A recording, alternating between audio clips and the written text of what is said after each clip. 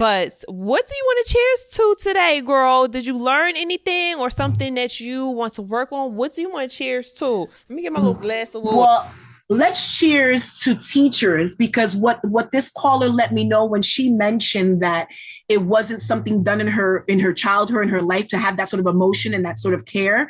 I reiterate that to all my families with me being a teacher.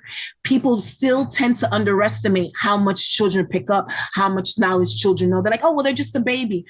Yes, they may be just a baby, but they're humans. Years. They're absorbing everything just like we are. They're just the difference in age is their expressions different. But trust and believe they're absorbing it, negative or positive, the same way we would. Energy too. Yes. So it's as simple as this caller mentioned, somebody should have told her more. It's okay to have these feelings. Somebody should have hugged her and said, I got you. Like, I don't want to speak on behalf of that person or their upbringing, but it could take that little bit. It could literally take you just hugging your child or any child for that matter and be like, you good. It's okay. You got this. Or maybe you don't have it this time. You'll have it next time. And the thing is, we live in a world that's so internet based. I tell my parents all the time, if you don't raise your child, the internet will. Absolutely. If you don't keep it 1,000 with them, the internet will. But all the time they're going to find out, or they're going to find out, and it might not be the truth. And they might accept it as a truth because they have nothing else to compare it to. Right. So it's better off they hear it from you, feel it from you, than hear it from these streets. So cheers to all of us really just trying to make it through the day. Girl, I didn't even have to bring my glass. I don't even know what to do. I'm stuck. Virtual, yeah. So, it cheers to all of us just trying, right? Because, it gets harder as you get older. There's no manual for this, no matter how many times our parents warned us, oh, wait till you grow up or wait till you're an adult. There's no manual for this ever.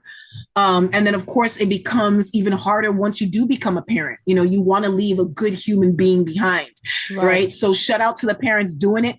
Boo to the parents not doing it. Step up your game, please.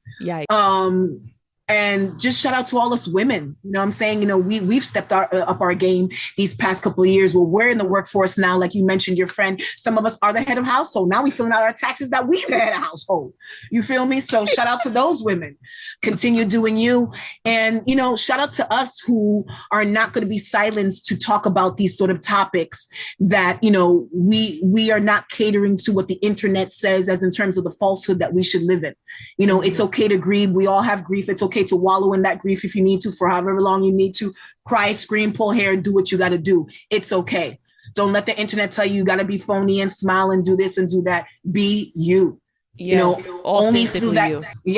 Only through that grief and only through that, whatever change it is in your life is what changes you, right? That's where you learn your lessons. So go ahead and learn that lesson, get that wokeness you need to get. And, continue on from there, and then always be kind, because once again, when you think you got it bad, shorty over here dealing with a murdered child, you know what I'm saying? Like, I'll talk to people and I don't introduce myself like, hi, my kid, got murdered. I introduce myself as me. So as they get to know me and then find out my story, they're like, girl, I would have never known you go through that, because your strength and the way you walk around. I said, because I'm not going to let this man break me. I can't let this circumstance break me. And I'm still somebody's mother. So I still have to stand up on my own 2 feet and do what I got to do, so don't let nothing break you. And you will be broken. I'm broken. I can admit that. I'm never going to be healed. There's nothing that can fill that void. I don't intend to fill that with anything. So, that place is for her. It will always be for her. So it's okay to say that. It's okay to say I don't feel well. It's okay to say I'm broken. Like you said, it's okay to say I don't want to be bothered right now. That's okay too. I want women, men, and children to know it's okay. Literally to know it's okay. Tomorrow's another day. And as cliche as that sounds, it just is. It just is.